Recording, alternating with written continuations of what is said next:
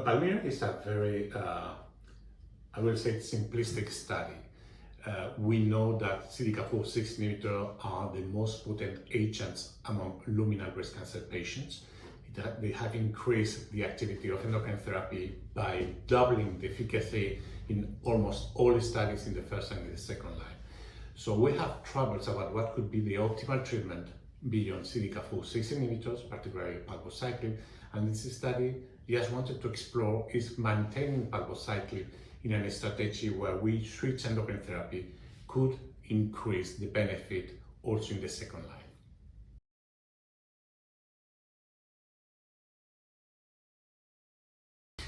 Well, I think that maintaining CDK4/6 inhibitors makes sense from the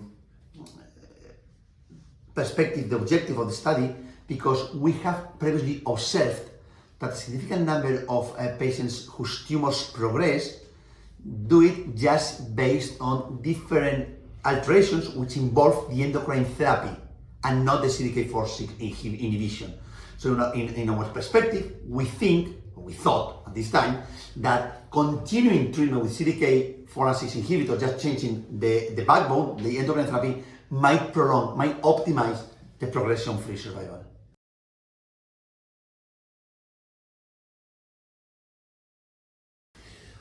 Well, the design is very particular and specific, and I want to stress the patient's characteristics. This is a pure trial of second line, so patients were progressing on first line palbociclib with no treatment in between. So patients progressing on palbo were included in the study within 8 weeks from the end of palbociclib in the first line.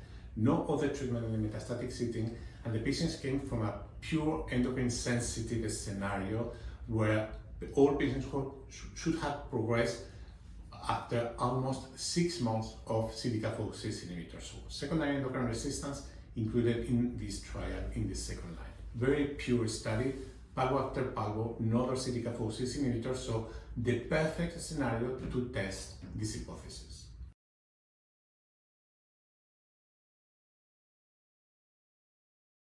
Well, in my opinion, we do not have to forget that the objective of second-line endocrine therapy-based trials are to try to delay the use of chemotherapy. And we know that the results in many of the trials were not very surprising, and there were quite poor results. So it is true that, in my opinion, PALMIRA is the most pure trial in maintaining CDK4/6 inhibitors, because we had 2 other ones. One of them was maintained, but at the end, the great majority of patients had received previous treatment with palbociclib and changed into ribociclib. And the second one, which is PACE, is not all patients treated in the first line setting with palbo moving into the second line. So this is a very poor second line palbo after palbo trial, and I think that the results, although negative, have some important consequences for the clinical practice.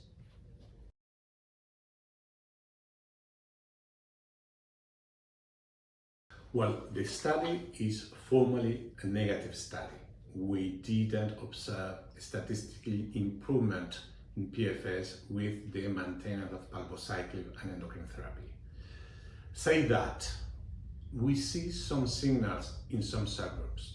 It is true that in both arms, about 30–40% of patients progress within the first 2 months. So the vast account of the study relates to these very resistant patients. But among the ones that have shown some sensitivity, we observe that patients with aggressive disease, for those patients, the 6 months of PFS, the clinical benefit rate is numerically higher. So we suspect that there is a subgroup of patients that we have not able to identify right now that could benefit from a strategy of maintaining palbociclib or other CDK4/6 inhibitor.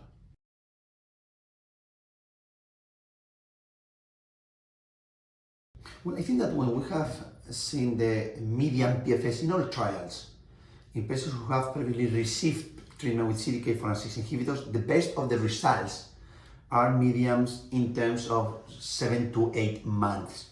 So I think that in the PALMIRA study, there is a group of patients that might have between 6 to 12 months of median PFS. So if we are able to identify these patients, the benefit is quite obvious. So I think that biomarkers is the only way to optimize the treatment options, not only for second line, but also for subsequent lines of therapy.